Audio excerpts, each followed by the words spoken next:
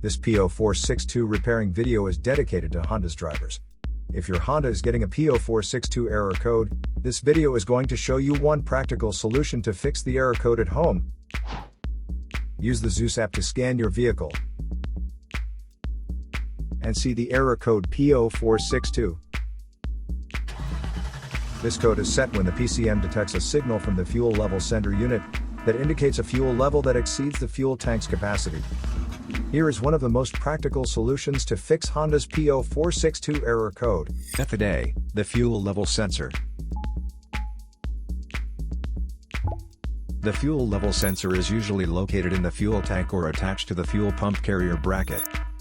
First, carefully remove the fuel level sensor from your vehicle. Visually check the fuel level sensor's float, sliding contact, wires, and electrical connections for any damages. Use a multimeter to proceed a resistance test on the fuel level sensor. The resistance reading should be different between when empty and when full.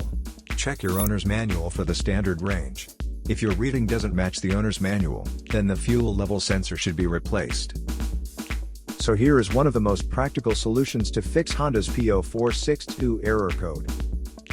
After the repair, you can now use the Zeus app to clear the error code.